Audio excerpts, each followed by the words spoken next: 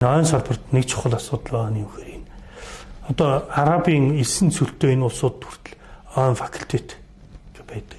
Ойн их сургууль байдаг. Зүүндөө байна. Одоо харин одоо манай хэл гараад одоо ойн сургуулиуд зөндөө шүү дээ. Тэгэхэд Монгол оронд одоо бие даасан ойн тэнхимж байхгүй. Бүр ойн сургууль битгий хэлдэ тэнхимж байхгүй.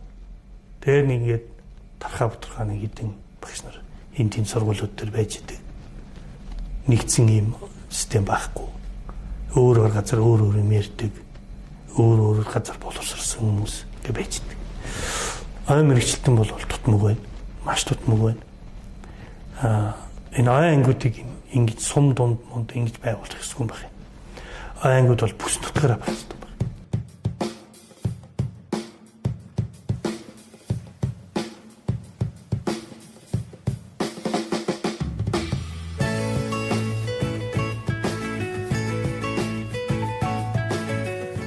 За би Монгол Улсын их сургуулийн профессор, ойн судлалын ухааны доктор Баатар Бэлэг гэж хүн байна.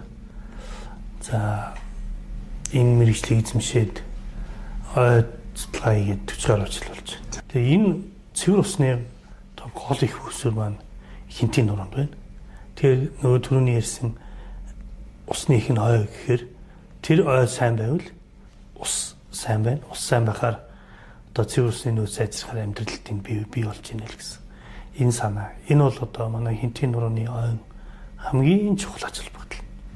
Тэгэхээр одоо ингэ Улаанбаатар хот буюу Монгол улсын нийслэл 1.5 сая хүн болвол өдөр тутмынх нь усны хэрэгцээс чинь одоо цэвэр усны нөөц одоо энэ эндээс бий болж байна л гэсэн. Дараагийн нэг юм нь болохоор температур. Хүйтэн дулаан өвөл зун гэдэг ингээ хавар намар дөрөв үйлдэлээр ингээ өөрчлөгдөж байгаа. Тэр бол бас юм одоо ямар нэг юм хэлбэлцэлтэй. Тэгээ тэр хэлбэлцлийн нь бол нарийн судлаад байхаар давтамж байж таарч байна. Тэгээ энэ давтамжийг бий болгоод нэг хоёр зүйл байна гэд яриад байна. Эхнийх нь бол энэ сарны идэвхжил. Яг бид нар бол 12 сар гэж яриад. Тэгээ сар бол ингээ 11.4 жилээр ингээ их идэвхтэй идэвхгүйгээр ингээ 12 жилээр давтагч идэг. Тэгээ монголчууд тэрийг бас 12 жил болгоцсон. 12 жил 5 удаа давтагтаараа 60 болоод ингэ явж байна. Бусад газрууд одоо 100-аар ярьж байна тий.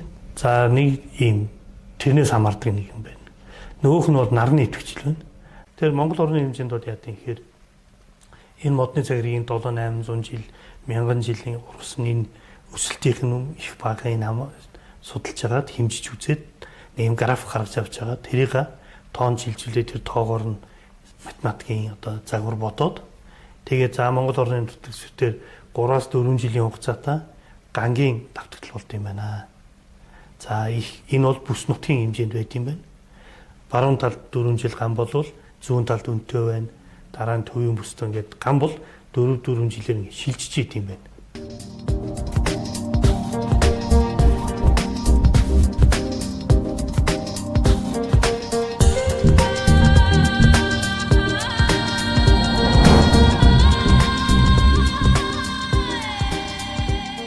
Самбайцгаана үзэгчтэй охиндын сайхан өдрийн мэндийг хүргэе. Хайтын улсын засгийн хамгаалалтын газрын тухай өгүүлж байгаа Хайнти подкаст өнөөдөр ээлж дугаараа ярих гээд Монгол Улсын их сургууль дээр хүрэлцүүлсэн байна. Өнөөдрийн бидний ярилцах сэдэв бол ой мод.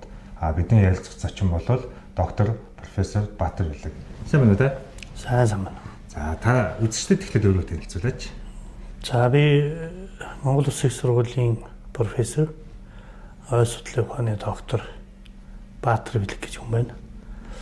За энэ мэргэжлийг эзэмшээд ойн судалгаа хийгээд 40 гаруй жил болж байна. За тэгэхээр үзэгчдэд бид нар бол ингээд Хайнтын улсын засгийн хамгаалалтын газарт байгаа тийм биологи олон төрлийн зүйлсийг нэг тайлбарлаж явж байгаа. Тэгэхээр өнөөдөр бол ойн модны тухай ярина. Тэгээд хүмүүс бас сайн мэдгүй байж магадгүй та ингээд товч таны мэдгүй шинжтэй эхлээд ярьж байгаа шүү дээ. Ер нь энэ дендрологи гэж юу юм бэ те? Энэ модны цагиргааг судлах гэж юу гэсэн үг юм бэ? Энэ цаг хугацааны энэ одоо урт хорон зай дээр ажилладаг өөрийнхөө мэргэжлийн онцлогийн тухай хүмүүст эхлээд мэдээлэл өгөөч. Ойн шинжлэх ухааны хувьд яриад үзвэл дендрохронолог гэж байна. Дендрохронолог гэдэг бол дендро гэдэг нь мод, хорондоо гэдэг нь цаг хугацаа. Тэгэхээр нэгэн бүгдээ хангалтын ойн тухай ярьж байгаа болохоор бас энэ талаасаа бас жаахан ярилцъя. Хинтийн нурууны ой бол Монгол орны оюун нийт хэмжээний дийлэнх хувийг эзэлдэг.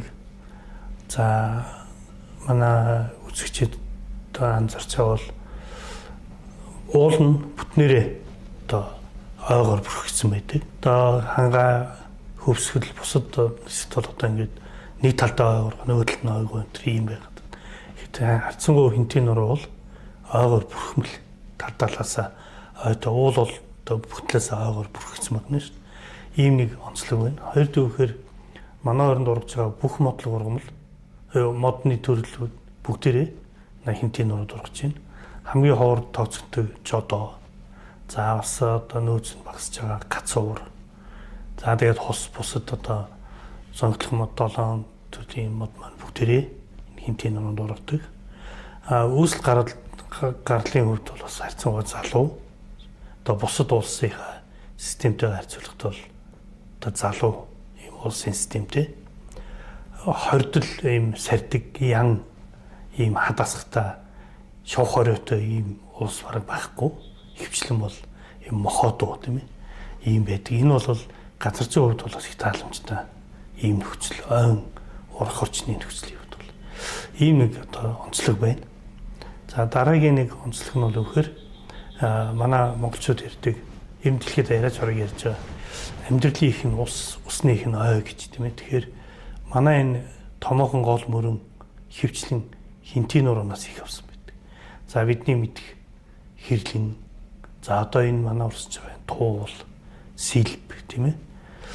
За эдгээр чинь ингээд за цаашаа гарахаараа сэлэнг ингээ хинтийн нуруунаас тал тийшээ ингээ урсаад усны урсцыг за одоо ингээд манайхан ярьдаг шүү дээ хэрлэн болж ингэж яваа туул тэгээ дараа нь одоо юутай нийлээд сэлэнг болгоод ингээд хойд мөсөн талаар инээсээ болоод ингээ урсч.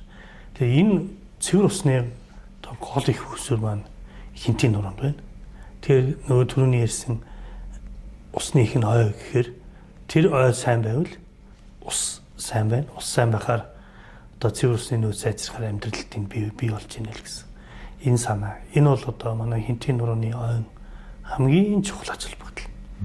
Тэгэхээр одоо ингээд Улаанбаатар хот буюу Монгол улсын нийслэл 1.5 сая хүн бол өдөр тутмынх нь усны хэрэгцээс чинь одоо цэвэр усны нөөц одоо энэ эндээс бий болж ийн л гэсэн үг. Тэгэхээр одоо ойг хайрлаа хамгаална гэдэг нь бидний өдөр болго усаал хамгаалж байна гэсэн үг байна. Тийм хинтийн нурууны ой бол энэ усны их усөр, цэвэр усны их усөр байна л гэсэн үг. Тэгэхээр ойг хамгаалах хинтийн нурууны ач холбогдол оршиж байгаа.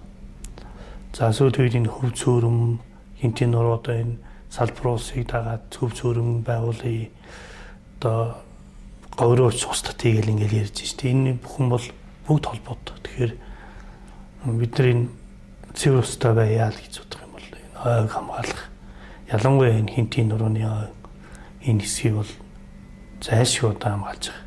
Тэгэхээр энэ хангалтын тусгай амлалтай газар энэ ойн одоо ихэнх хэсгийг бас дад газар нутгийг хамарч байна. Энэ бол их чухал ач холбогдолтой ийм шийдвэр. Одоо энд яг зөвөр менежментийн асуудал бол мэдээж байж таарна. Зүгээр одоо бас ойг чинь хараа суугаад иж болохгүй тийм ээ. Ер нь бол сайн хамгаалалт гэдэг бол ашиглалт гэж бас ярьдаг. Тэгэхээр ашиглал нь ихээр бид нар бүгдийг ногтлж аваад барилга, шал, банц дүнж болгочих гэсэн яриа биш л дээ. Олон төрлийн ашиглалтын менежментийн системүүд байна. Тэрнээсээ бол зохистойг нь одоо ашиглах хэрэгтэй. Ой бол бас нэг талаасаа байгалийн нөхөн сэргээгддэг нөөц. Тэгэхээр зөв ашиглаад байвал нөхөн сэргээд байна. Буруу ашиглал байхгүй болж байна. Тэгэхээр намайг ашиглалт нь одоо сайн бололт гэхээр энэ мод огтлоод бүгдийг хэрэгжилж чинь гэж бас хүмүүс ойлгочих болохгүй. Ер нь бол хүн одоо ойгоос ашиг хүртчихвэл ойг хайрлах хамгаалах сэтгэхүй нэмэгдэнэ. Яг л тэр ойгоос би одоо ашиг хүртэж байна тийм ээ. Ойн сайн сайхныг мэдэрч байна. Ойтой байхын ач тусыг мэдж байна. Цэвэр усын нөөц сайтай байна гэдэг нь бол хамгийн ихний ач тус тийм ээ. За дараа нь одоо ан амтан байна. Эми урамлууд байна. За самрын нөөц байна. Өөр юу гэдээ одоо ингээд энэ бол нэг ашиглах нь бол хүмүүс ард иргэд ойг хайрлах хамгаалах энэ ашигтай гэдгийг мэдрэх юм бас боломж гэсэн үг. Хоёрдугаар төвхөр урд талаас шорон шуураад иддэг. Зун болохоор нуруудыг нийтдэг тийм ээ. Нөгөө шуурав зөксөөд нэг сайхан юм зун одоо ногоон болоод цэцэг ургамал. Тэгэхээр бүгдээрээ нөгөө хойроогаал зугаалдаг тийм хүмүүс. Тэр чинь үхээр бид нар энэ хойд талдаа бас энэ тэр байгалийн сайхныг мэдрэх ач тусын эрүүл ахын хувьд ч тэр одоо эрүүл мэндийн хувьд ч тэр сэтгэл санааны хувьд ч тэр гоо зүүн хувьд ч тэр ойроо явахаар бид таашаал авчих шүү дээ. Тэгэхээр тэр бол бас л хүмүүс ашиглаж байгаа хэлбэр. Тэр ашиглалт нэмэгдвэл нөгөө мод огтлж ашигласнаас илүү бусад ач тус нь нэмэгдээд ирэхээр хүн ойгоо хайрлаад. Би бол монголчуудыг ер нь сүүлийн жилүүд маш их аялдаг юм ард түмэн болж байгаа гэж ойлгож байна. Гадна дотног. Өвөл болохоор одоо гадны орн руу явж гин, зун болохоор улсаа тойроод аялж гин тэ. Энэ бол сайн хэрэг. Эндээс бид нэр тэр байгалийн хамгааллын хайрлын дараа жил дахиж ирэхээ бодъё. Өөр хүүхэд маань бас ийм сайхан газар бай гэж ойлгож байгаа л гэж боддог. Тэгэхээр яг тэр зүг рүү ингээ хандаад энэ хангидын одоо гэхгүй ер нь энэ Монгол орны ойг бол бид нар бас тэр зүгээс энэ хүмүүстэй ойлгуулж тэр ой руу орж болохгүй, ойд одоо майхан барьж болохгүй, ойд тэгж болохгүй, ингэж болохгүй л гэдэвэл хүн ойг одоо эндээс тэр нийлэлт тийш орж болохгүй, очиж болохгүй юм бол тэр ойг одоо хайрлах хамгаалах гэсэн хөдөлгөхгүй шүү дээ. Тэр талаас нь ингээ бодох юм бол бас их ажил хийх хэрэгтэй гэж боддог. Би нэг саяхан ингэж уншсан л да нөгөө шилмэс моднуудаас нэг пинен гэдэг бодис ялгардаг. Тэгээ пинен бол нөгөө хүний амьсгалын замаар очиод төмөдөлийн системийг бол маш сайхан амрааж өгдөг. Тэгээд маш их төвлөрөл нэмэгдүүлдэг. Одоо шилмэс модтой газар ерөөс 15 минутаас дээш хугацаанд явхад хүний бол сэтгэн бодох чадвар маш өндөр хуваар нэмэгддэг гэж хэлжсэн бол яг саяны таны ярьж байгааг бол сонсголоо санагдчихлаа. Тийм одоо нэлээд хэдэн жилийн өмнө бол уушхны эмнэлгүүдийг бид нэр энэ мод шилмэс тойтой газар байгуулж илээ шүү дээ. Тэгээд айрыг уулгаад тэгээд тэр одоо нарсан хойд тэр байлгаад эмнэлгийн тэнд байгуулад тэгээд хүний уушхийг цэвэрлэжсэн байхгүй. Тэр бол яг саяны ярьж байгаа тэр арамот одоо өндөртөн одоо ялгаруулж байгаа. Тэр одоо фитонцит байна. Саяны одоо бодис одоо олон төрлийн бодис байна л дээ. Давирхаанаас өндөртөж जैन цэцэг борцооноос өндөртөж जैन. Энэ бол эрүүл ахуйн ач холбогдол. Эстетик гоо сайхны ач холбогдолтой. Ер нь ойд алхахаар ядрахаа болчихдөг шүү дээ. Нэг хэсэг яхаа ядарна. Тэгээд дараа нь цаашаа ингээд алхалт нэмэгдээд ирэхээр ядрахаа багасаад. Нөгөө уушигт хилээд амьсгалаад эрүүл болоод ингээд. Тэр уушигны өвчнөө нөгөө үүсгдэг тэр одоо цэр гар шүү дээ. Ингээд маш их цэр гар. Тэрийг ингээд нөгөө тэнд ил одоо задгаа ингээд хаяат ч юм уу эсвэл тэнд одоо яхаар тэрийн задлцдаг тэр бодис тэр ойд байна. Тэгэхээр нөгөө хүмүүс чинь тэр амьсгалаад тэгээд айрыг уухаар нөгөөх нь задраад цэрийн тэрийг хохлоод ингээд байгаль тэрийг ялгаад хүмүүс нь амьсгалаад ингээд ач холбогдол өндөр байсан баг. Тэрнтэй адилхан ер нь бол эмийн ургамлууд маш одоо зүгээр одоо хэдэн цэцэг түүж авал ус руу хил чанаад уухаар цай чанжаа юм шиг ухтал одоо 7 хоног ойд амраад ирсэн хүмүүс эмийн ургамлууд чалбар идэх юм шүү дээ. Яг нь ихээр өөрт нь учир зүггүй ингээл 7 хоноор ирүүл болохгүй маа гэхэд өөрт нь бол тийм болж байгаа. Дээрээс нь тэр төв мэдрэлийн систем түрүүнээс тэр гоо зүүн тааламж авахаараа хүн ядаргаа хайрлаад амраад ингээд гэж. Ийм ач холбогдолтой. Энтийн нурууны ой бол ер нь олон талын ач холбогдолтой байна. За одоо энэ бол ингээл жижигхэн мод нэг төв хөрөхгүй. За нөгөө талд нь ингээ байсан гэвэл нэг 40-50 см-ийн диаметртэй мод байсан байна. Гэтэл энэ бол одоо зөвөр одоо ингээ нүдэрээ ингээ харахад бол 400 настай мод. 400 настай мод. Энэ бол одоо за энэ толон байсан гэдэг саяныхыг бараг одоо 2 дахин уулсан юм шиг том мод байна. Гэтэ насны хувьд бол энэ мод өгөхөр 1700 онд, цаа 1780, 1800 онд гэхээр одоо нэг 200 настай. Тэгэхэд ийм том. Энэ 400 настай гэдэг ийм жижигхэн. Тэгээ энэ онцлог нь юу юм гэхээр энэ дэлхийн бөмбөрцгийн хойд хагаст амьдарч байгаа гурвж байгаа модлог ургамлууд жилдээ 1 цаг хэрэг хургадаг. Одоо ингээд энэ хоёр хүрхний хооронд 1 жил. Эхнийх нь одоо хаврынх нь за энэ цайвар байгаа нь бол хавар, энэ бор байгаа нь бол өвөл одоо намрах гэсэн. Ингээд энэ хоёрын хооронд бол 1 жил. Тэгэхээр энэ одоо манай дургаж байгаа жил мөст мод бол бүгдээрээ 1 жилд 1 л цагираг үүсгэдэг. Модны цагираг бол яа гэхээр гадна тал дээрээ нэгээр нэмэгдэж ургаж идэг. Дараа жил энэний гадна талаар нэг нэмээд ургадаг ийм.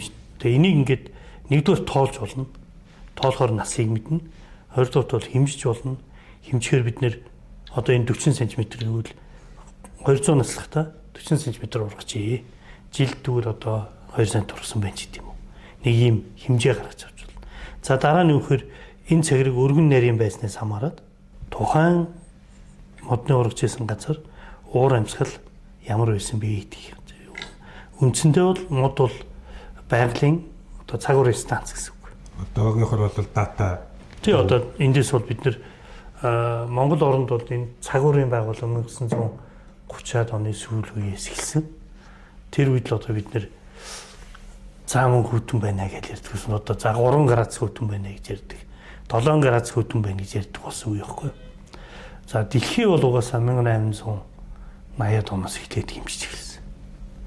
Тэр Ламао гэдэг одоо энэ Хавайд байдаг тийм одоо газар одоо энэ температур хэмждэг багцыг бий болгоод энд ингээд нэмэх хасах болгоод ингээд Цельсиэр одоо Фаранхейтээр тийм байна гэдэг ингээд анх хэмжиж хэлсэн байхгүй. Тэгэхээр бид нар тэр үеэс эхлээл одоо энэ уур амьсгал ямар байсан бэ гэдгийг л одоо нүдээр харж тоогоор илэрхийлж мэддэг бол хэмжээстэй болсон гэсэн үг. За манай түүхэн зохиолуудад жишээ нь за мэчин цэлцууд боллоо. Тэгээд одоо айлын гадаа байсан үхэр босоогоороо хөлдлөө гэд ингэ бичсэн байгаа. Тэгээ одоо тэр жил одоо ард түмэн үгээгүй ядуу болж мал сүрэг одоо их хорогдлоо гэд.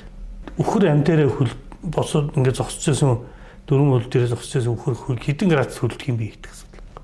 Тэгэхээр нөгөө хэмждэг багж байгаагүй одоо бид нар тэрийг мэдэхгүй.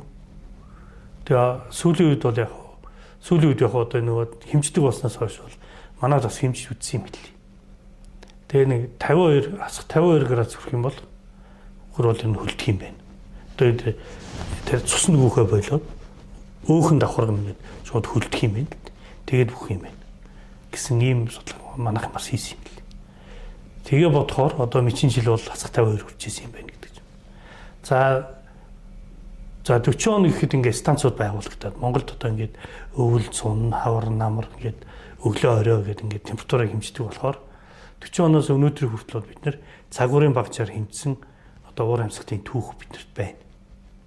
За энэ түүхийг ингээд судлахаар яагаад ойр холбогдсон гэхээр за хизээ мод тарихын, хизээ услахаараа ямар хэмжээгээр услахын, хүлэмжин тарих юм уу, ил талбай тарих юм уу, хөрсөн дээр ургуулах юм уу, хөрсний ухаж доошоо шууд нүх ухаж байгаа дотор нь ийх юм уу, овгор шороо ийгээ дээр нь тарих юм уу, одоо яаж ойг тарихын хамгаалахын хизээ энэ ой мочон ингээд урж байгаа мочон ингээд хагаад ингээд дундаа зай завсар гараад гимтгэхийн тий цэцгүүд нь хизээ хөлдөхийн хизээ дийлгэрхийн энэ бүх одоо физиологийн процессуудыг нөгөө цаг уртаага уялдуул судлах хэрэгтэй болохгүй юу.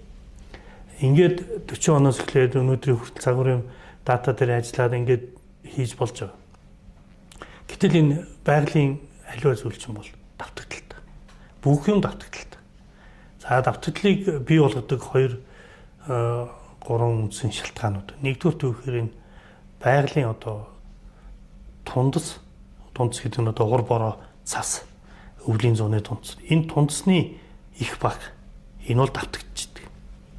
Тэгээ байгалийн үзэгдэл. Дараагийн нэг юм нь болохоор температур. Хүйтэн дулаан өвөл зүүн гэдэг ингээ хавар намар дөрөв үйлрэлээр ингээ өөрчлөгдөж байгаа. Тэр бол бас юм одоо ямар нэг юм хэлбэлцэлтэй. Тэгээ тэр хэлбэлцлийн нь бол нарийн судлаад ахаар давтамж байж таарч байна.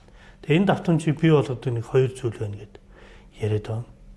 Эхнийх нь бол энэ сарны идэвхжил. Яг бид нар бол 12 сар гэж яриад. Тэгээ сар бол ингээ 11.4 жилээр ингээ их идэвхтэйгүйгээр ингээ 12 жилээр давтагч идэг. Тэгээ монголчууд тэрийг бас 12 жил болгоцсон байна. 12 жил 5 удаа давтагтаараа 60 болоод ингээ явж. Бусад газар одоо 100-аар ярьж байна тий. За нэг ийм тэрнээс хамаардаг нэг юм байна. Нөгөөх нь бол нарны идэвхжил байна. Нар бол одоо 22 жилийн давтагдaltaй.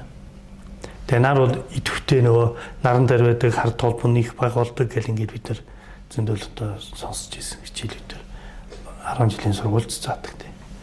Тэгэхээр идэвхтэй идэвхгүй 2 жил ингээд нийлээд ирэхээр 20 хэдэн жил болоод. Энэ хоёр давтагдлаас л ер нь ихэнх юмны зүй тогтол бий болж байна. За давтагдал байт юм бол одоо уур амьсгалын өөрчлөлт энэ одоо болоод байгаа энэ дулаарлалч одоо яах юм? Давтагдлын нэг одоо орой пик нь явж байгаа юм уу? Эсвэл одоо ингээд бүр одоо хүч хөрхөө болоод ингээд нэмэгдээд байгаа юм уу гэдэг асуулт энд гарч байгаа юм л да. Хоккейн цохор мод гэдэг нэг юм тахир мод. Тэр сүүлийн үеийн дулаарлаг бол ингээ хоккейн мод ингээ босоо орон тавьчихаар эндээ юм өргөн тэг ингээ нарийсаа дээш ийм болчихж байгаа. Тэр хүмүүс тэлтийг зүүрлж байгаа юм л да. Хоккейн стик мод шиг ийм дулаар бий болж байна. Огцом дэш ингээ явчих. Энд бол ингээ өргөн мөртл ингээ нэг хэсэгт байгаадсан бохоо. Жаахан өксөөл ингээл буугаал ингээд байсан. Гэтэл одоо бол ингээ явчлаа гэдэг. Ингээд энэ 80-ад оны сүүл 90-ад оны ихээр одоо огцом хэрэгтэй. Тэгээд энэ дэлхийн дулаарлын тухай ярьж эхлэхгүй. За үнэхээр одоо нарны идэвхжил нэмэгдсэн. Тэр давтагдлууд өөрчлөгдөж байна. За дээр нь нэг энэ галтуулын дэлбэрэлтүүд одоо том хэмжээний тийм мега дэлбэрэлтүүд болохоор бас тэр хэлбэлтүүд өөрчлөгдөх тал бий. Гэхдээ тэр бол одоо мянганаар одоо хэдэн 10 мянганаар яригдах асуудал тийм ээ. За ингээд Монгол оронд бол яасан гэхээр энэ уур амьсгалын өөрчлөлт одоо бодит юм уу, үгүй юм уу, дэлхийн нийтдээ бид нар адилхан байгаа юм уу, өөр байгаа юм уу гэдгийг судлах шаардлага байгаа юм. Уур амьсгалын өөрчлөлтийг давтагдлын юм ингээд судлах юм бол эдийн засгийн ач холбогдолтой. Газар тариалан энэ хавар одоо тарихгүй юу? Хэр хэмжээнд тарих юм бэ? Гэн агрономчд одоо манай тариаланчдад ингэ асуулт байна. За энэ жил одоо гангийн давтагдлын оргил жил болж байна. Гэвэл одоо тарихгүй. Тариуд баг тарих уу? Одоо өөрийн хийх үү, хийхгүй юу? Гэт ингээд асуудал болгож байгаа юм. За малаа зохио дээр өвлжилт ямар болох юм бэ? Одоо нөө мэчин жил бол одоо 100 болох юм уу болохгүй юм уу? 100 болох юм бол одоо энэ жил төлөн балаа яах вэ? Хийлтүүлгээ яах вэ? Өвчт хижээлээ яах вэ? Ингээд асуудал. За цахилгаан станцууд. Энэ жил нүүрс яах? Одоо саяных шиг канер дээр бүгд төлдөж юм уу яах? Тийм ээ. Тэгэхээр нойтон одоо шууд ухаад ачаад шигшээд станц руу явуулдаг байсан. Энэ жил одоо нөгөө канер дээр хөлдчих юм байна. Сургамж авлаа шүү дээ. Тэгэхээр Пакистан байна. Урд нь 100 бэлдэх юм байна. Дэлгэх юм байна. Уурхаагаас шууд ачихгүй юм байна. Янз бүрийн газар овоолго хийгээ тэрийг эргүүлээд хатаахад одоо үйл бэлдэх юм байна ч гэдэг. Ингээд эдийн засгийн одоо үр нөлөөнүүд бол яа харахгүй уур амьсгалтай холбоотой болж байна. Тэгэхээр өнөөдөр бол манай цагуурчдод хэлж чадна. Одоо энэ сайн хэлж шүү дээ. 30 минутын дараа бороо нь бараг л одоо 30 минутын дараа бороо орж шүү дээ. Тэр бол өнөөдрийн байгаа үйл хааны явж байна. Үүлэн дотор хэрэг чийг байна.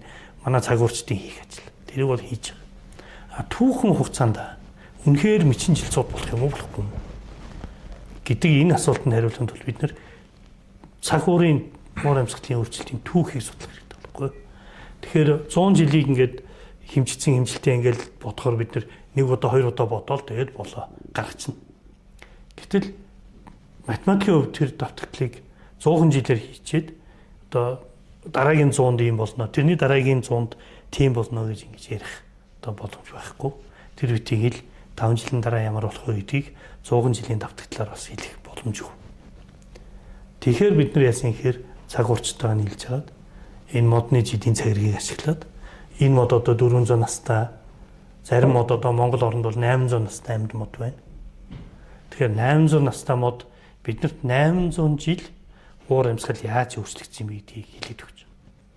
Тэгэхээр бид нар одоо нөгөөхөө математик загварт оруулж хагаад за эх 5 жил одоо бид нар бол чигийн одоо давтагдлын одоо сайн жилүүд эхэлчихэ шүү. Одоо ингээд 4 жилийн хугацаанд бол зүүн талдаа чихтэй байна.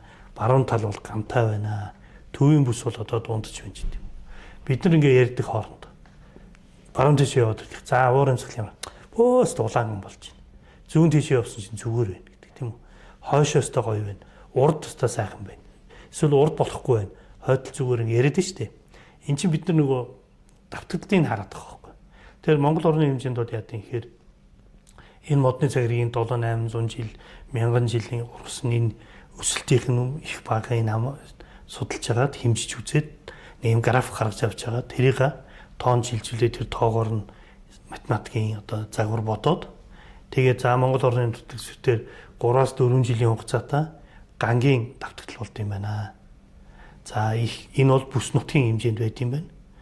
Баруун талд 4 жил ган болвол зүүн талд өнтөө байна. Дараа нь төвийн бүстэй ингээд ган бол 4 жилээр ингээд шилжиж ийт юм байна гэсэн ийм нэг юм гаргаж болж байна. Дараа нь үхэр за улсын хэмжээнд бүр улсаараа гантай байх үе байна. Тэр нь бол нөгөө 11 хэдэн жилийн давтагдaltaй. Ерөнхийдөө 12 жилийн төвчлөлтэй жил. Тэр нь ингээд нөгөөдөлтөө уйж үзэж байгаа. Ер нь бол ойролцоо тусна. Тэгэхээр бид нар бол нэг 12 жилдээ нэг удаа зудтай байдаг. Нөгөө бичин жил өнтөө байдаг. Нөгөө хонин жил. За одоо энэ морь жил сайхан гэж хүмүүс ярьж байгаа адилхан байхгүй. Морь жилд нэг юм болоод байна шүү дээ. Тэрнтэй адилхан бичин жилд бол яа харахгүй л тэр нөгөө давтагдланд хараад байгаа байхгүй. За ингээд үзэхээр бид нар яах юм хэр 4 жилээр төлөвлөж болж байна. Сая одоо 4 жил бол энэ зүүн тал бол маш сайхан чигтэй байл.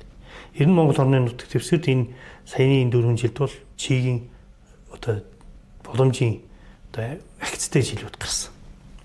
За тэгж жаад дахиад 4 жил одоо ган болох юм шүү. Тэгээд ингээд давтагч байна. 12 жилд бол нэг улс даяараа нэг тийм зод юм байдалтай. Улс даяараа нэг эсвэл одоо өнтөө юм жилүүд давтагдаад явна. За томоор үзэхэр Төв Аз. Төв Азийн өндөрлөг бүс нутагт тэр аяараа одоо ган болох юм байна. Ер нь ийм давтагдал байна уу? Монгол орны төвтөр байна уу? Энэ Төв Азтай давхцж гин үү? Тэгээд ийм давтагдуудыг үзэхэд энэ модны цагир хэрэг болж байгаа. За ингээд гангийн одоо өмтөө жилүүд, гантай жилүүдийн давтагт гараад ирэхээр цааныхын ихэр гантай жилд ямар менежмент хийх вэ? За ойг яаж хамгаалах вэ? Төмөр гарах хугацааг одоо ингээд жил болгон зарладаг тийм үү? Тэдэн сарын тэднээс тэдэн сарын тэдэн хүртэл ойд явж болохгүй одоо төмөрийн аюултай. Тэгэхээр бид нар яа гэхээр нөгөө юм судалж байгаа ингээд төмөрийн давтагдлыг гаргах гэж байна. Ингээд төмөр усан жилүүд. Энэ мод одоо 200 наслахтаа 11 удаа ингээд төмөрт бүтэж. Төмөрт үлдсэн цэгүүдийн сумаар бид судлаад ингээд сумаар заагаад ингээд гаргачихж байгаа. Яг гоо энэ бол судалгааны ач холбогдол одоо хэдэн он гэдэг нь чухал биш. А ер нь энэний цаанд бид юу хайж ийн гэхээр төмөр бас давтагдж гин үгүй. Саяны ганц зууд хоёр шиг эсвэл одоо нөгөө өнтөө жилүүч давтагдал байна уу хайхаар давтагдал байна. Байна. Давтагдлууд. Тэгэхээр бид нар одоо яах юм гэхээр энэ сүүлийн давтгалын энийг тоолж үзчихэд за энэ хооронд одоо 5 жил байна гэвэл за 5 жил тутам төмөр гараад байна шүү. Яг нь ер нь бол юу гэхээр төмөр бол нөгөө гантай жилтэй л холбоотой шүү дээ. Дээр нь гантай жил байна, дээр нь хүн очиод нэрмээс суулна. Төмөр үүсгэгч нь бол хүн. Ой өөрөө гантай жил бол төмөр бэлэн болцсон байж байгаа. Тэгэхээр тэнд нь очиод хүн төмөр тавьчихал байгаа байхгүй. За та сая ингээд төмөрийн давтамжийн тухай ярьлаа. Би ингээд судалгааны ажлууд харж байгаад ингэж байна. Ер нь бол 1700-аад оноос хойш те 1900 оноод хүртэл гарсан төмөрийн тоон бол одоо харьцангуй бага одоо энэ цагиргын тооцоон дээр гарсан байна. Гэтэл 90 оноос хойш төмөрийн тоо бол их байна. Жишээлбэл одоо энэ 1996 онд гэхэд те 410 гаруй удаагийн төмөр гарч нийт 10 саяга талбай шатсан гэдэг энэ Монгол улсад бас нэлээд том тохиол авчирсан төмөр болтой юм байна. Дараа нь 2006-аас 2009 оны хооронд энэ их гарч ирсэн байна те. Тэгэхээр энэ бол нөгөө нэг уур амьсгалын өөрчлөлтөөс гадна хүмүүс бидний нөгөө нэг хариуцлагатай холбоотой асуудлууд их орж ирсэн байна уу гэж бол надад санагдсан л да. Та энэ тал дээр хэлж өгөөч. Тэгээд ер нь бол төмөр гарснараа ойд тий ямар одоо ингэж эргэлтгүй одоо томоохон өөрчлөлтүүд оруулдаг юм бэ? Зүйлийн бүрдлүүд нь өөрчлөгддөг юм уу? Шилмэс мод нь одоо багасаад навчид хусан ой нэмэгдэх, эсвэл тэр торлог нэмэгдэх ч гэдэг юм уу? Энэ ойн одоо энэ зүйлийн бүрдэлтэй бас ямар одоо нөлөөлөлт гардаг вэ? Тэ төмөрийн давтагдал бол яг сүүл 90 оноос хойш бол нэмэгдсэн гэдэг нь бол яг харахгүй. Энэ яасан хэр түрүүнээс нөгөө хоккейн юу шиг 90 Монгол оронд бол 1980-ад оны ихэн үеэс эхлээд энэ дулаар л мэдчихсэн байна. Тэр үед бид нэр дэлхийн дулаар л гэдэг ойлголт бол байхгүй. Нэг сайн мэддэггүй байж. Тэгээд эхлээд энэ дулаар бий болохоор яа гэхээр их сайн үр нөлөөнүүд үзүүлдэг.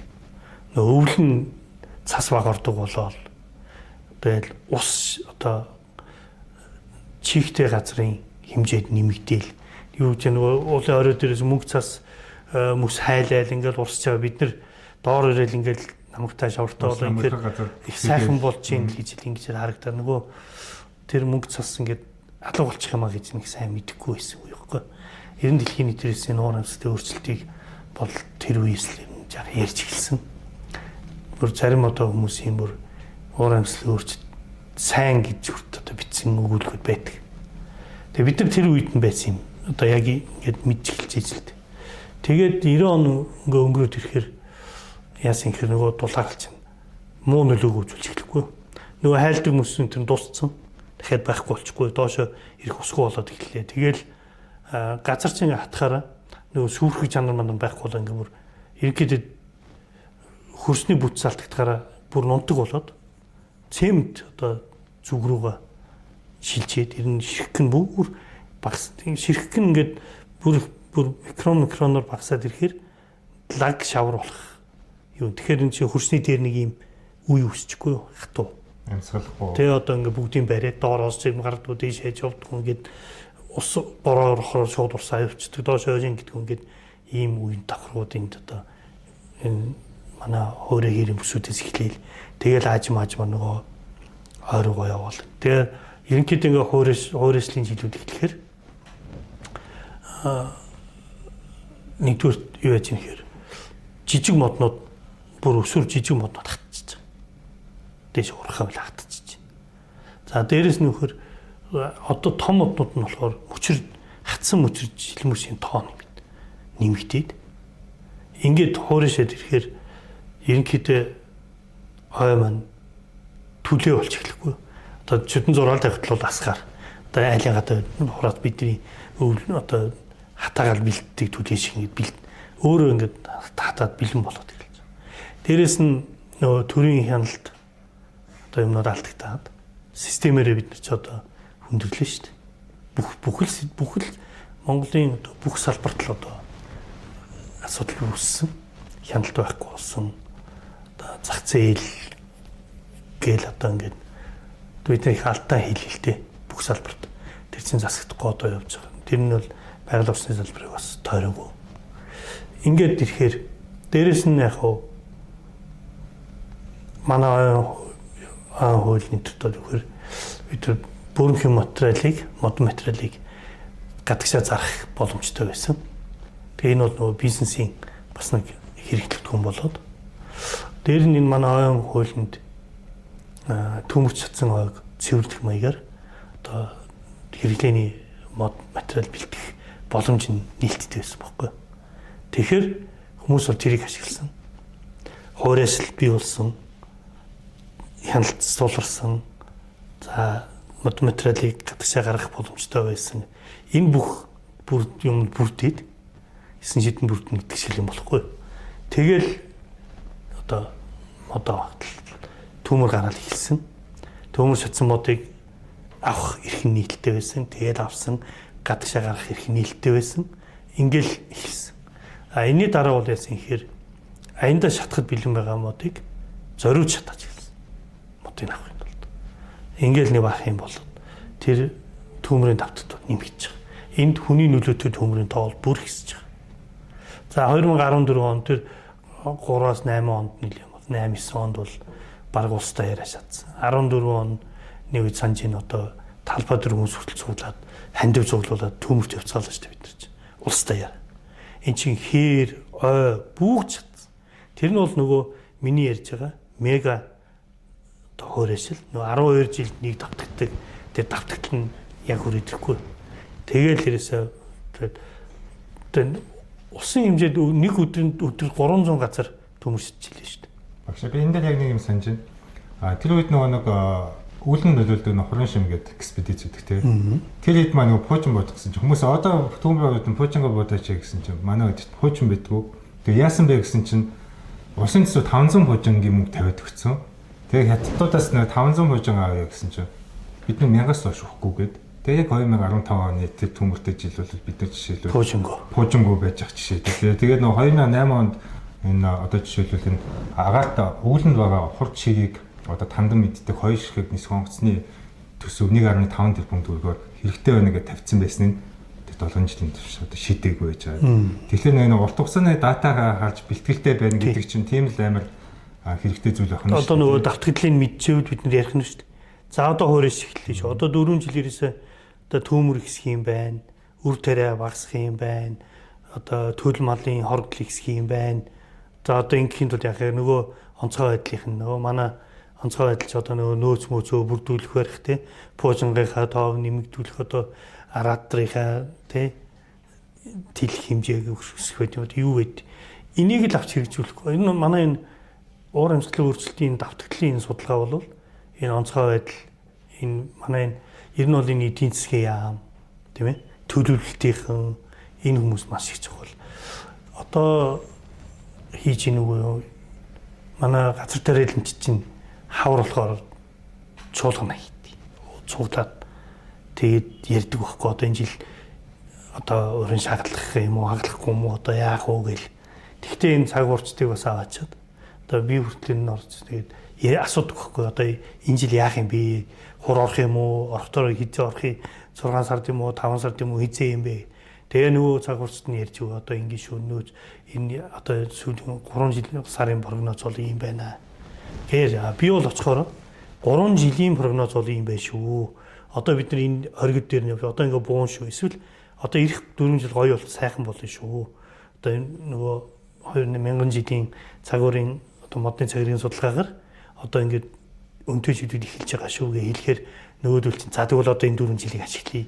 Талбай хэмжээ нэмэгдүүлээ, ургацынхаа тарилтын хэмжээг нэмье. Одоо бороожуулт юмд бол бага мөнгө орох юм байна. Тийм учраас өөрийнхөө хэмжээг нэмэгдүүлээч гэдэг юм. Эсвэл за гам болох юм байна. Энэ жил ер нь бол Улаанбаатараа үрийн нөөцнийг авч дараа жил тарихгүй бол нөөцгүй болох юм байна те.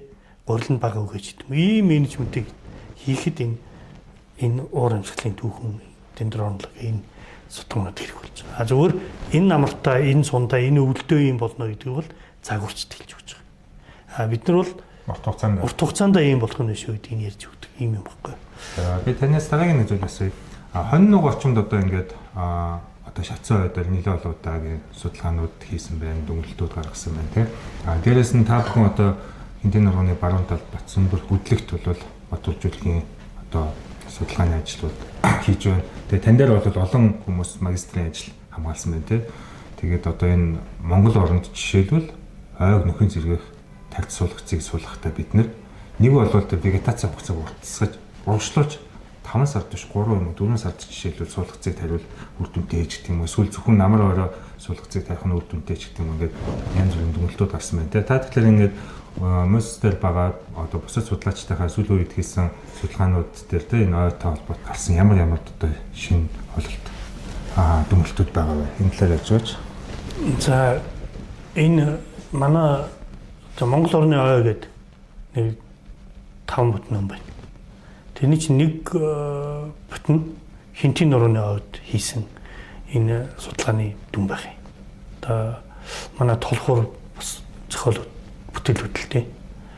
Манай шилдэг эрдэмтдчээс оролцсон Ахмад үе ихний хийсэн маш чухал ажил байна. Тэр нэг ном нь бол тэр Хинтэн нурууны оюу гэдэг. Мөнгөн мөртийн дээр төвлөрсөн судалгааны үр дүнгууд. За энэ үр дүнгууд маань яасан гэхээр 70-аад оны сүүлээс 80-аад оны сүүл хүртэл хугацаанд хийсэн судалгааны дүнгууд байхгүй.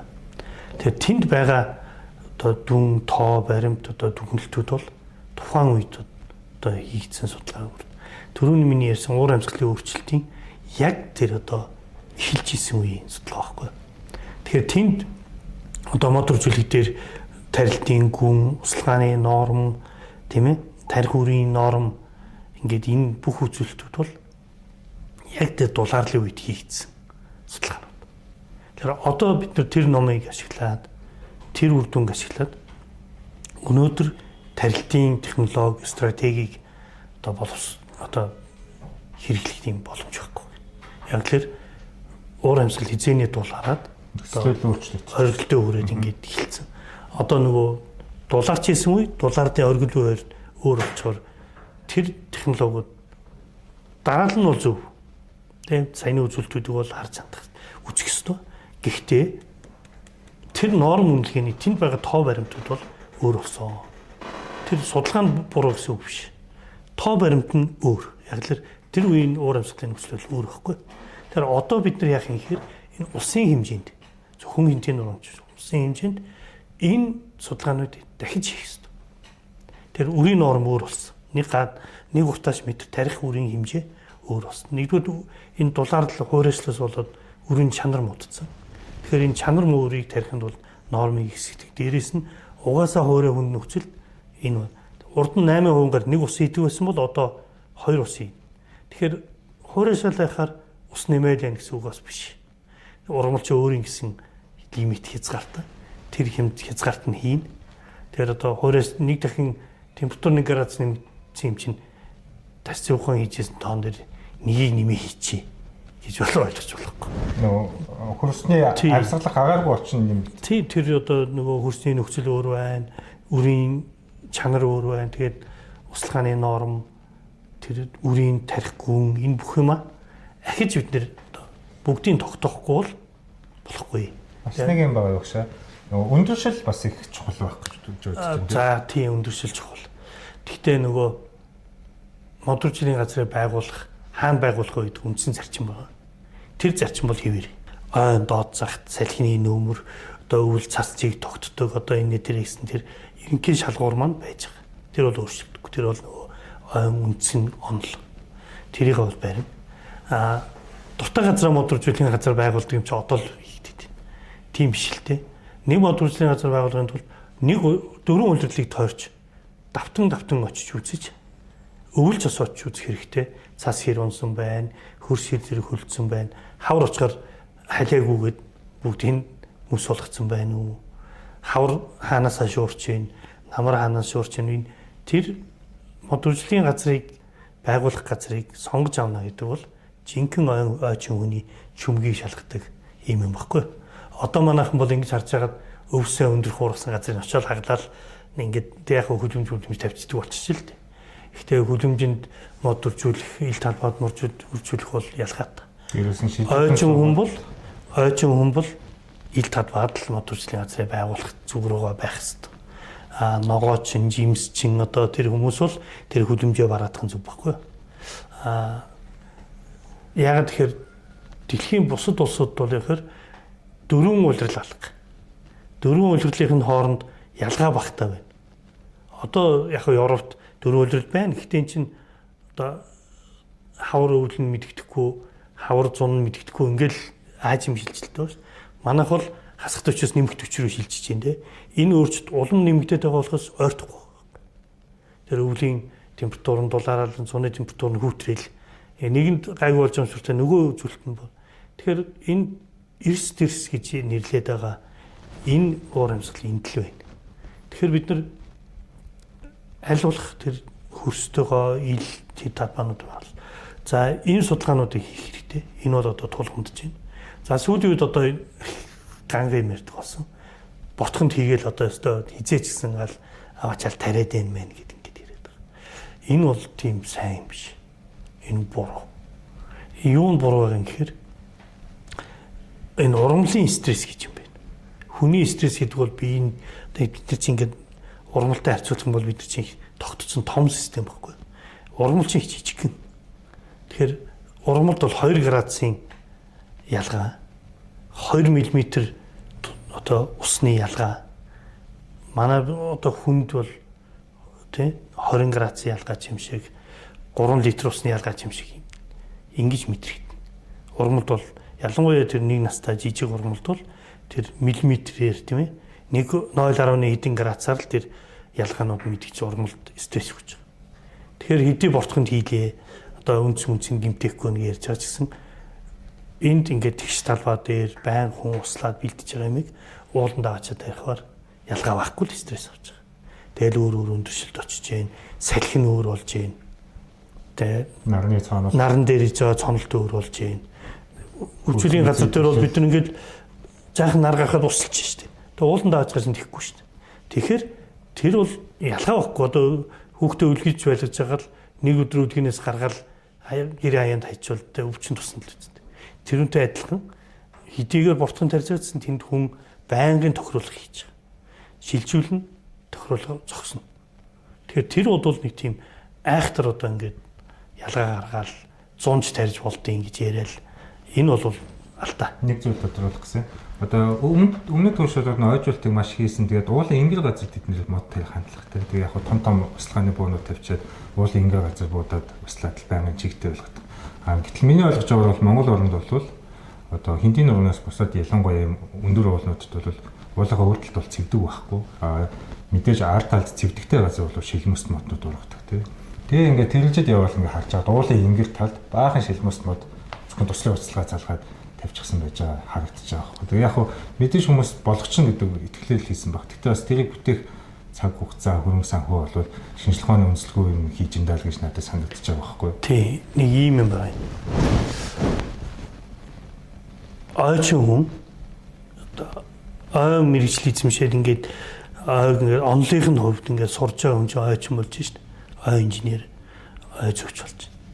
Агрономч хүн бас тэр нэг жилийн настай тэр ургамлыг судлаад тэр мэрэгчлэн болж. Тэгэхээр тэр хоёр хүн чинь хоёр өөр мэрэгчлэн байхгүй. Тэрнтэй адилхан 50 модыг бол одоо хүн яаж жаргадаад бүр өдөр болгон очуулслаад ингээд бүр хаан ч мөсөн дээр цамаагүй тарьж хагаад гадна майхан барьж байгаа цултгоо ингээд тарьж байна. Тэр бол хувь хүний сэтгэл. Би нэг хашаанда энэ нэг аав ээжийнхаа дурсгал зориулаад энэ утга урсаа бодоод нэг тарьчих. Энэ эсвэл нэг сумын төв дээр нэг юм цэцэрлэгийг за одоо юу гэдэг имлэгийн саад гэж нэрлэчихэд тэнд нэг хэдэн мод тарьчаад сум даяараа ингээд имлэгийн 10 ажилтнаа өглөө болгон нэг ингээд анхаар ингээд тарих бол энэ бол юу ч тарьж болно, яаж тарьж болно, хизээж тарьж болно. Энэ бол энэ ой судлалын асуудал биш байхгүй. Энэ бол зүгээр л ногооруулах гэсэн, цэцэрлэгжүүлэх гэсэн, нэг 5 модтой болох гэсэн, 10 модтой болсон хүний чин сэтгэлийн хүсэл. Тэгэхээр бүр гэр барьж байгаа чамаагүй ургуулна. Энэ ургууллыг бол одоо тэгэл бүр ингээд 5 жил одоо яста одоо айлууд байж та цуслан дээр ингээд бүгдийг нь үйлчүүлээд ингээд уучцсан, бооцсон, ороодсон хүнжил юмар ингээд хийж болох байхгүй. Энэ бол ой зүүн ажил биш. Энэ ойжуултын ажил биш байхгүй. Энэ бол мод тарих ажил, мод ургуулах ажил. Тэгэхээр энийг бол хинч хийж болно. Бүх хүн хийж болно. Цэцэрлэгийн хүүхд заагаал өчүүл чинь энэ бол яг одоо нөгөө яриад байгаа тэр бом мод. Өөрөөр хэлбэл хүн болгон оролцоод мод тарья, мод ургуулъя гэж байгаа ийм ажил байхгүй. За нөгөө нэг ажил нь юу гэхээр ойжуулт хийя гэж. Ойжуулна гэдэг бол нэг га талбад 2200 мод. За говийн бүс рүү болохоор нэмэгч чинь ангаруу жаахан баг 2000 мод нэг гад 2000 мод. Тэгээ 10 га талбад 22000 модыг нэг удаа тарьж тэрийг ой болгох тухай онлоохгүй. Тэр энийг хүмүүс холиод тэгээ одоо агрономч хүнч тэнд очиод ой зөвлөгөө өгч जैन. Тэнд одоо бараг мал зүүч хүн хүртэл очиод ингээд одоо мод тарих тухай би хөдөө аж ахуйн сургуулийн хүн одоо манай бид нар мэддэг ингээд ярьж байна. Одоо ингээд холилтол л доо бүр ингээд нөгөө сайн дурын одоо сэтгэл сайхантай мод тарихсан хүн ой мэрэгжлийн хүн хоёр нь холилдоод ингээд нөгөө ойжуулна гэж ямар ажлын мод тарина гэж ямар ажлын мод ургуулна гэж ямар ажил холилдсон багтдаг. Тэгээд тэр юм ингээд яг одоо ингээд буртхан тарихаар цаг хугацаа хэмжээ гээ энэ яриа чинь ойчтоос бас гарсан яриа биш үгүй. Яг зарим нэг ойч ярьдаг баг. Гэтэ тэр бол тийм онлын хувьд баталсан юм биш үгүй. Бид нар бол тэрийг батлах гэдэг ярьдаг. Тэгэхээр ойжуулт хийгээд ингээд 10 га талбад 22000 модыг нэг хавар тарьж штэ. Тэгээд энэ бол яг цэвэр одоо нөгөө ойн шинжлэх ухааныхаа үндэстэй мэдлэг боловсруулалтаа ашиглаж тарихгүй бол болохгүй. Тэр чин дээр уулын ингрийг тэр чигээр нь ойжуулах гэж штэ. Тин ч төмөр шатцсан байна. Эсвэл мод огтлцсон байна. Тэр талбайг нөхөн сэргийх гэж ажиллаж байна те. Энд бол цэвэр ойчтын ажил. Энэ тэр бомод тарих, цэцэрлэгийн гадна талын хашааг ногооруулах, имлэгийн гадна талын сумаа ногооруулах энэ ажил бүх нийтийн үйлс. Би танаас дахиад нэг асууя. Хүмүүс ингэж бодож байгаа. За нэг л бид нэр ойжуулт хийж байгаа юм бол үр ашигтайгаар жишээл хушны самбараараа дан энэ ойжуултыг хийж болтгоо юм уу? Одоо ингээл хушны самбараар дан нэмэгдүүлээд иж болтгоо юм уу гэж бас хүмүүс бодож байгаа бах. Та энэ дээр юу нэг тайлбар өгөөч. Одоо манай Монгол орны энэ хуш модны нөхцөл байдал ямар байгаа вэ? Тэгээд ингэж зөвхөн энэ одоо тэг зүйлийн бүрдэл дээр нь зөвхөн энэ хуш модыг нэмэгдүүлээд авах боломж болцоо байдгүй. Энэ дэлхийн дулаалтай холбогдуулаад дэлхийн дулаалын одоо сөрөг нөлөө үр нөлөө бол энэ хойд талын дэлхийн мөрцөн хойд хагасд их эрчимтэй байна. Хүчтэй нөлөөтэй. Бид нар бол энэ Сибирийн урт зах яг одоо ингээд элсэн цүл хээртэй ингээд нүүр тулаа байж байгаа юм аа. Тийм бас яг хоо 8% ойтой Монгол ойгүй багтаа улс мус гэж ярьж байгаа. Зөвхөн газар нутгийн хувьд аваад үзэх юм бол их байна шүү дээ. Тэгээ энэ чинь ингээд өөрөө газар зүйн хувьд эмзэг байдлыг бий болгож байгаа байхгүй. Яг ингээд цөлтөө хээртэй ингээд. Тэгээ хуурай салхи шорон шуурга юм хавруулахаар яг тулаал ингээд дундаа бафер зон байхгүй нүүр тулж идэг. Дээрээс нь хүн амын сууршил яг ойн зах дээр байж идэг. Тэгэл хүн амын сууршил идэвхжээл үйл ажиллагаа идэвхжээл үйлдвэрлэлийн хүм хөгжил гэхээр ойрын үзүүлэх нөлөө урагшаа биш хойшоогоо ойргоол үзүүлэх нөлөө нэмэгдээд байгаа байхгүй Монголын хувьд. Ингээд ирэхээр тэр ойд үзүүлж байгаа хүний нөлөө дээрээс нь уур амьсгалын дулаалтын нөлөөр зэрэг хөгж. Тэгэхээр бидний нэг судалгаа байгаа. Nature Institute дээр хийлгэсэн. Энд дээр бидний өгөхөр фотосинтезийн эрчим одоо ер нь энэ навчин дээр чинь амсар гэдэг ингэ байж байна. Чийг ах хэрэгтэй юм болохоор нээж хэрэгтэй юм авчаал амьсгал ярьчаал хэрэггүй болохоор хаагцдаг юм аппарат байна шүү дээ. Тэр аппарат чинь одоо тэр ногоон байх уу, шар байх уу, урахгүй шийдэж чинь тийм үү. Тэгээ ингэ байж байгаа юм дээр халаад байх нь үуч нэгдэх боломжгүй. Нэгчээр усаалчих гэдэг. Тэгээд хаагаал ингэ байж идэг. Их хаагаад байхаар үнцэн хялцраад идэг. Тэгээд аппарат нь өөрөө ажиллахад хэцүү болоод ингээд хүнд болоод эхлэхгүй. Тэгээ одоо ингээд бид нар тэр судалгаа хийгээ үзэхээр энэ бол тоглолтсон байна. Тэгээд энэ дулааныг төсвөрлөх хязгаар хийж байгаа. Одоо ургамал дээр байх. Тэгээ энэ хязгаарыг давцсан. Одоо зуны үйлчлэлт шүү давцсан багтах байхгүй. Тэгэхээр нөгөөч нөгөө аппарат нь сайн ажиллаж өгөхгүй байгаа. Ингээд ирэхээр нэг айц төрж байгаа. Одоо 40 он гэхэд 2 градусаар тулаарлаа гэх юм бол энэ хүмүүс яах юм болоо гэдэг. Тэгээ энэ дээр бол санаа зовоод тэр судалгаа энэ гадныхантай нийлээд хийсэн. Нилийн шуугантай байгаа. Юу гэхээр яг манай цаг хугацаатаас урд нь бас хэлж ирсэн юм аа. Ер нь 2040 он 2100 он гэхэд бол шилбэс байхгүй болно гэсэн юм прогноз бол байх. Манай өөрийн одоо судлаач хийсэн. Тэгээд ингээд үзэхээр одоо ургамлынхын талаас аваад үзэхээр тэр бол бараг батгч байгаа. Тэгэхээр энэ магадгүй одоо 40 он энэ 2 градусаар ингээд явах юм бол 40 он болоод ихт манай одоо мөнх ногоон гэж нэрлэгддэг энэ модод маань улам багасхны. Тэгэхээр одоо хинтийн нур ингээд одоо манай хушин гацууран төв. Одоо урагшаал гацуур байхгүй шүү дээ. Хуш жаахан байна. Тэгээд мөнх ногоон гэдэг маань 3 мод. Гацуур, жодоо, хуш. За дээр нь нарсаа нэмчи. Ингээ энэ дөрв байгаа. Гол цөмнүүд манай хинтийн нуранд байна. Одоо ингээд дулаарлал ингээд цааш явах юм бол нөгөөдөл маань багасхны 5% эзэлж байна. 5% эзэлж байна. Жилд одоо Монгол орны ойгоос хичнээн самар бэлдэж байна үү те. Ахын худалдааны ахын зорилтоор одоо хүн нэг шуудаа самар төвөд идэх тухай бол бид нэг айхтар сүр болгож одоо ярих бол хэрэг байхгүй. Тэр үл газар унаал ирж байгаа тэрийг хүүхдүүгээл авч байгаа хүн очиад авч байгаа. Жижиг мэрэгчнэр идчихлээ байна. Тэр бол байгалийн зүйл тогтол. Одоо манайх яаж юм нэхэр үйлдвэрлэлийн зорилтоор бэлдэж байна. Үйлдвэрлэлийн зорилтоор бэлдээд ирэхээр яаж юм нэхэр тэрийг дагаад технологийн дагуу одоо жишээ нь кран очиж зогсож байгаа бол кран дээр хүн очиод тэгээл ингээл хайчлал ингээл авч байгаа юм байхгүй шүү дээ. Тийм ээ. Одоо бүгдний ч нууц биш. Хуглаал авч гин, оройг нь хуглаал авч гин. Эсвэл одоо түүхий багт нь очиод авч гин. Би трактороор канатаар татцуунгааж байгаа түүжсэн хүмүүстэйгээ таарчлаа. Ингээд ирэхээр нөгөө дахин нөхөн сэрэгдэг баялагийг нөхөн сэрэгдэггүй болгож гэмтэж जैन устгаж जैन оройн байхгүй болохоор мод дээш өсгөө болж जैन дээрээсээ ингээд хугарчаар дээрээсээ өмхрөөд мод доороос өмхөрдөг байтал чинь дээрээсээ өмхрөөд ингээд мод одоо хоёр талаас өмхрөнө шүү дээ тэгээд байхгүй болж जैन ингээд одоо нөхөн сэргийх байгалийн аясаар нөхөн сэргийх энэ процесс нь алдагдаж байна дээрээс нь газар унаад ингээд сэргэж урах үр үлдэхгүй байна. Хуугаар нь хамаад үйлдвэрийн зорилтоор аваад самарч гэж нэртэй хүмүүс нь аваад дуусч. Үлдсний дахиад нутгийнхан очиад хамж ин тэ. Тэгээд нэг одоо хэдэн үйлдэлтийн тэрийн нөгөө жижиг мэрэгчнэр арай гэж нэг өвлөд авахын тулд авч ийн. Ингээс юм үлдэхэл нөхөн сэргээд байхгүй. Гацуурыг нарс шинсийг хушийг жодог бид нэр үрээр нь тарьж ургуулах технологиг одоо олгүй үз тогтоож чадаагүй. Гацуурн дээр мэрсээр ажилласан. Одоо модульны газар дээр хуштай хүн цөөхөн шүү дээ. Цөөхөн хүн байна. Усын хэмжээнд нарс шиг шинс шиг ургуулж чадахгүй байгаа байхгүй. Тэр технологиг хийж чадахгүй.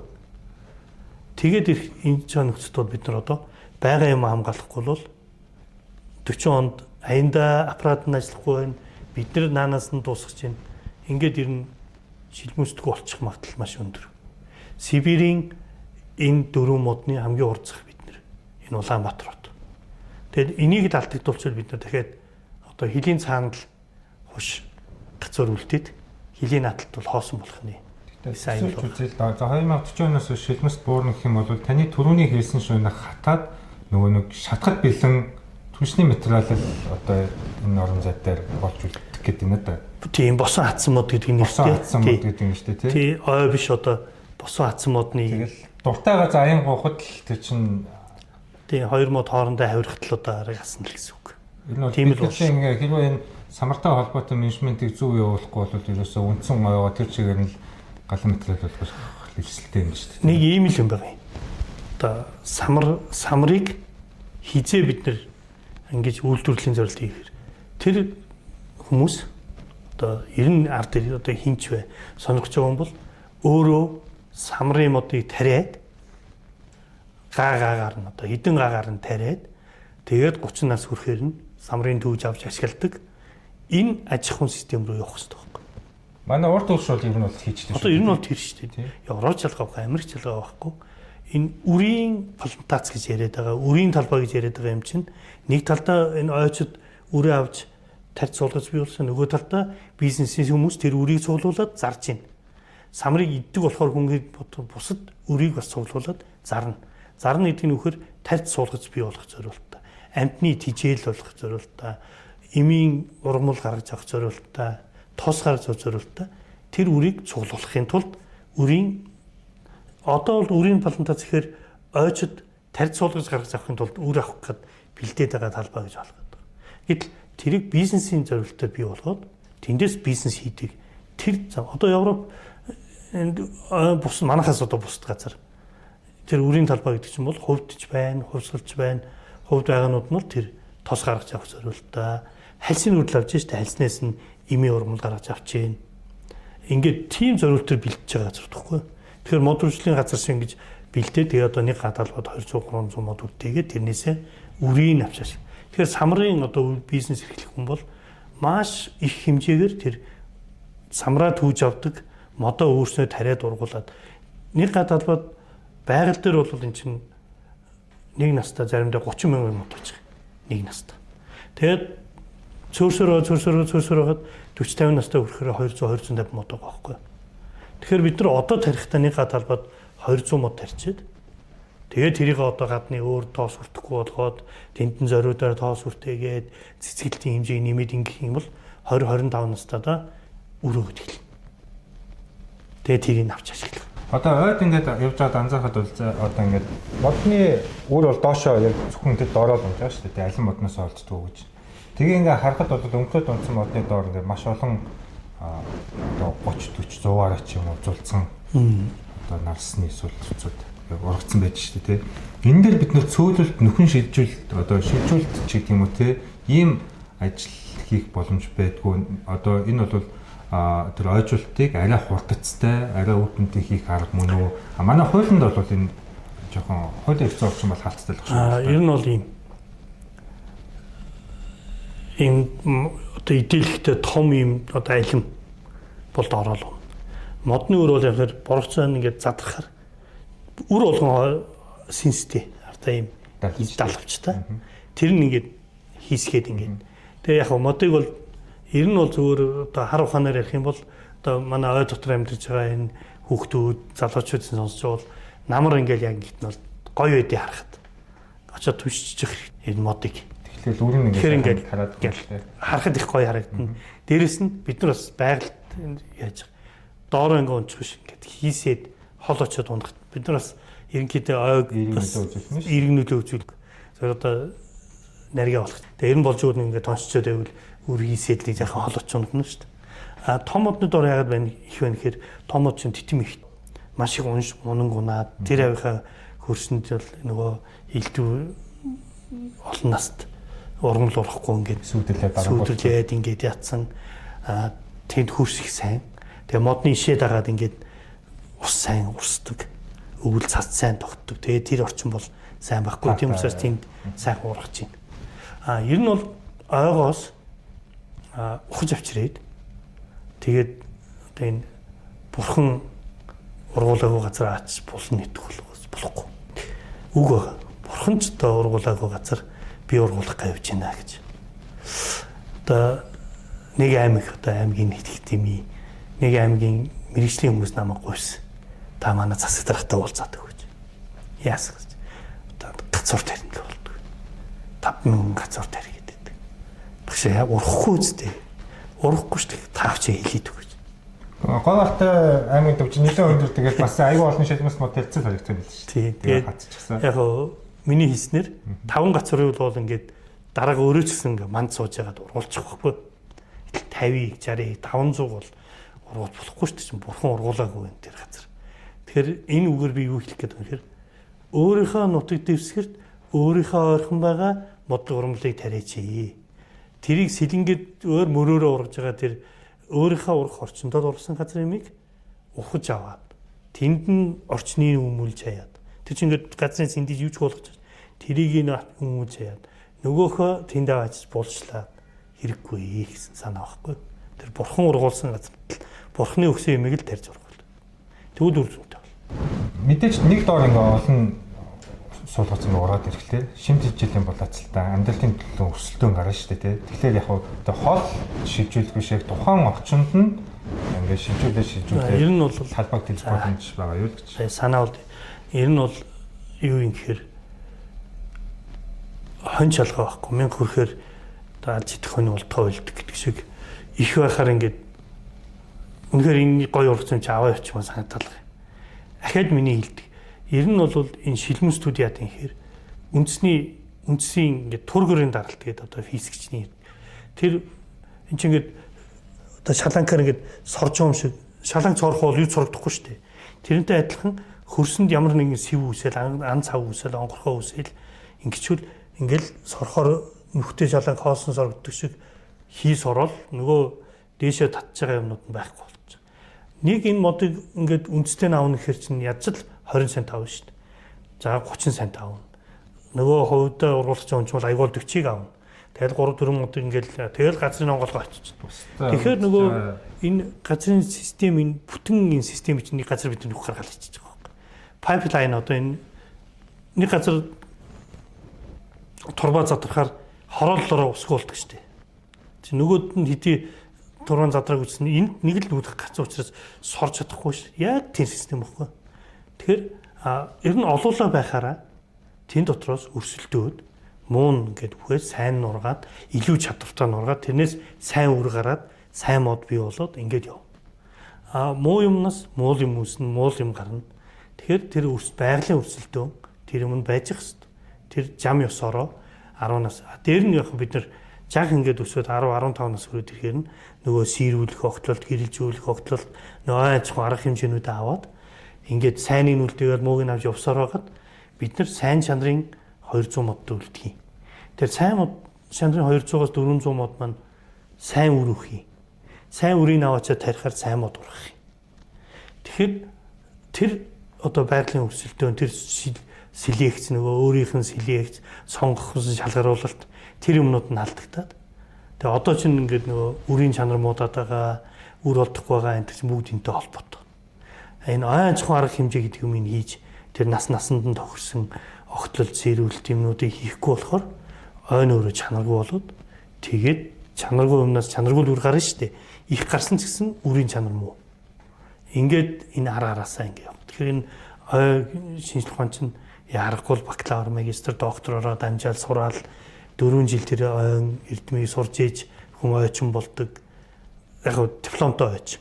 Дараа нэг 10 жил газар ухаж модтой ноцолж ээж нэг жинхэнэ ойчин гарах нь шүү дээ. Ингэж явахгүй бол одоо курсээр ойчин бэлтгээд одоо ингээд тэгээд өөр мэргэжлийн хүмүүс ой тариад ахаар болохгүй.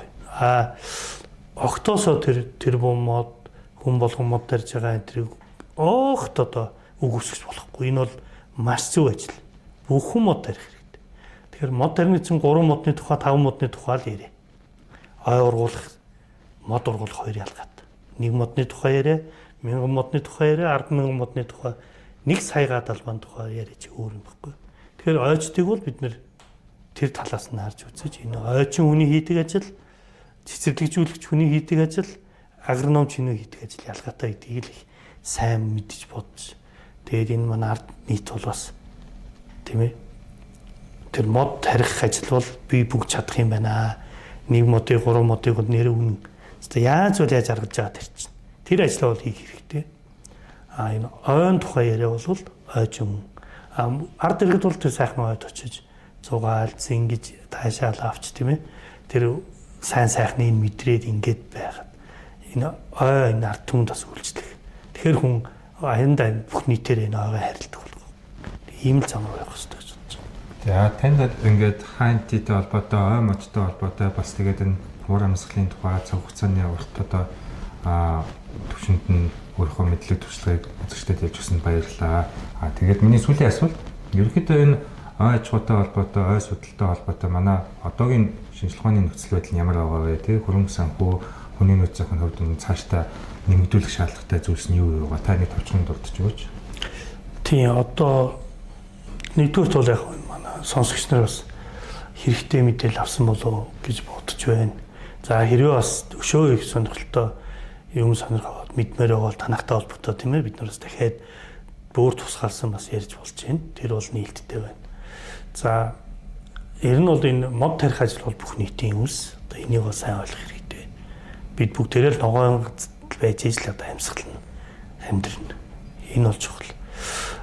Ойн салбар бол одоо тарха хүч муутай нэг сум дундын анги, сумын анги гэсэн нэг юм зөвхөн хэдэн хүн ажилдаг ийм байгууллага байгаад байна. Одоо улс төрийн хувьд ч гэсэн дэмжлэг муутай. Нэг анги дээр одоо нэг сонгуул болсон чинь жолооч хүн ангийн дарга хийжсэн. Жолооч байсан хүн. Тэгээ одоо тийм хүн ойг удирдахаар бас яаж удирдах юм мэдэхгүй байх. Энэ ойн салбарт нэг чухал асуудал байна юу гэхээр энэ одоо арабын 9 цөлтөө энэ улсууд хүртэл ойн факультет гэж байдаг. Ойн их сургуулиуд байдаг. Зүүндөө байна. Одоо харин одоо манай хил гараад одоо ойн сургуулиуд зөндөө шүү дээ. Тэгэхээр Монгол оронд одоо бие даасан ойн тэнхимж байхгүй. Бүр ойн сургууль бити хилдэ тэнхимж байхгүй. Тэр нэг ингээд тархаа бутархаа нэг хідэн багш нар энэ тийм сургуулиуд төр байж идэг. Нэгдсэн ийм систем байхгүй. Өөр газар өөр юм ярьдаг. Өөр газар боловсрсон хүмүүс гэж байж идэг. Ойн мэрэгчлэн бол тутмаг байна. Маш тутмаг байна. Энэ ойн ангиудыг ингэж сум дунд ингэж байгуулах гэсэн юм байна. Ойн ангиуд бол бүс нутгаараа байх хэрэгтэй байна. Хөвсгөлийн, хинтийн, алтан, хангаан гэдэг. Тэгэхээр хангаан хэсгийн сумын ангиуд байна. Тэрийг одоо ингэж захирсан, өдөртсөн чиглүүлсэн хангаан бүсийн ойн байгууллага нэг байгаад, хинтийн бүсийг нэг байгаад, говийн бүсийг ингэ байх юм бол говийн бүсийнхэн одоо 10 анги байх бүгдийг цуглаад заагаа хөдөлгөөл яах вэ? Ямар модаар ямар технологи яаж хийх вэ? Ханган бүсгийн хангаагаа ярьдаг, хинтийнхээ алтайхаа ярьдаг. Ийм байвал эн чинь хөгжиж. Тэгээ энэ бодлого бол хэрэгтэй байгаа. Төр засгийн зүйлс бол яг одоо энэ тэрбум мод гээд маш их хөдөлмөрж юм хийж гэн. Гэтэл энэ маань бол бүх нийтийн үйлс. Яг энэний хөлөнд дор энийг дагаад энэ ойн салбар бас бэхжих шаардлагатай. Одоо хөгжих шаардлагатай. Хүн болсон хүчний нөөц бага байна. Энэ дээр бол одоо төр засгийн бодлого хэрэгтэй. Энэ дээр ойн факультетгүй тэнхимж байхгүй байх гэдэг бол одоо бас дэндүү одоо харамсалтай. Гадны одоо хүмүүс ирээд сонсохоор гайхна л да. Тэр бомод тарих гэдэг. Тэгсэн мөртлөө мэрэгжлийн тэнхим байдаг. Тийм ээ. Ингээд байхаар ч одоо бодно шүү дээ. Цаасан дээр л дэрд юм байх таа л гэж боддог. Ийм байна. Энэ бол сайхан ярианы дараа нэг сайхан онцгой яриа юм шиг санагдаж магадгүй. Гэхдээ мэрэгжлийн бид нар л одоо энийг бас ярьж явахгүй бол болж байгаа бүтцийн юм шиг ингээд яваад байхаар улам л одоо муу зөвхөрөх хандлагатай. За нийт нь яг төгсөлт нь одоо ард түмэнд ялангуяа одоо хинтийн нуруунд таарч амьдэрдэг одоо малчин паралин ард түмэндээ бас ингээ хэлэхэд ярианы хэлсэнтэй адилхан хинтийн нурууны ой бол одоо ямар ч одоо үнэлгээ тогтоож үнэлж босгүй тийм агуу их ач холбогдолтой ийм ой шүү. Тэр том гол мөрөн одоо туу сэл хэрдийн хинти сэлэнг энэ том гол мөрнүүд энэ цэвэр усны 80-90% эзэлж байгаа. Энэ бүх юмыг бий болгодог энэ амьдралыг тэтгдэг усыг бий болгож байгаа чанман нэрд нь бол энэ ой байгаа юм шүү. Тэгээ та бүхэн өөрийнхөө нутаг орон байгаа орчныхаа энэ ойг бас олон үе будмаараа хамгаалж ирсэн. Одоо ийм сайхан авч үлдсэн байгаа шүү дээ. Тэгээ энэ хിവэр нас авч үлдээд хөв нэмрээ оруулаараа. Тэр нэг хатсан нэг мөчрийг хуглаад хаях тийм ээ. Нэг удаа тоншоод үрийг ингээд цацчих.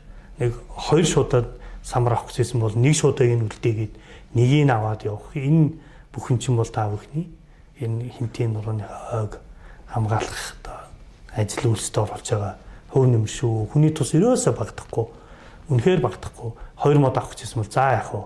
Түлээ заахан бахан түлээд үлчээ та нэг нь үлдээчээ дараа жил авчигээд ингээл орхио нэг мод орхио явахтал одоо хөв нэмэр нэг боргоцоо үлдээхэд бол энэний цаана 54-өөс 100 ширхэг үр 100 мод гарах үрийг үлд ганцхан боргоцоо үлдээхэд 50 мод ургахын болцоо үлдээж байгаа шүү. Түүгээ явж байгаа самарнаасаа эвтэйхэн чихтэй айтайхан газар үл ганц атгыг тэнд ингээд асгачаад явчихжээ үл магадгүй 2 жилийн дараа очих чинь 10 мод болсон ч байж магадгүй тийм ээ. Энэ тэгэл ой хамгаад нь ихээр заавал буудаа хувцтай үнэмлэхтэй байгаад л мор моциклаар хүнтэй хөөцөлтөөр явах биш. Энэ саяны ярьсан болгон ч л одоо ой хамгаалахад хөв нэмэр оруулах юм шүү. Тэгээ та бүхэнд бас энэ хинтийнхаа нуруу хамгааж хадгалж үлддэг энэ сайхан уламжлалаа авч тээж явж байгаасаа ч хүсэж байгаа шүү. За баярлалаа агшаа. За тэгэхээр үзэгчдээ манай хаантай усан засгийн хамгаалалтаа газар бол 1.7 сая га газар те үүний бол 90 гаруй % нь бол ой эзэлж байгаа. Тэгэхээр бид хаан энтийг хамгаална гэдэг нь бас хаан энтийнхаа ойг хамгаалах тухайн асуудал байна. Тэгээд ойтой холбоотой олон одоо чиглэлээр та бүхэн бас дотроо нэгийг бодож хоёрыг тунгаасан бахаа гэж бодож байна. Тэгээд анхаарал хандуулсан та бүхэнд баярлалаа. Бидний ярилцлага дараагийн өөр нэгэн мэргэжилтэнтэй уулзч үргэлжлэх болно. Баярлалаа. Таны ажилд амжилт хүсье. Баярлалаа. За баярлалаа.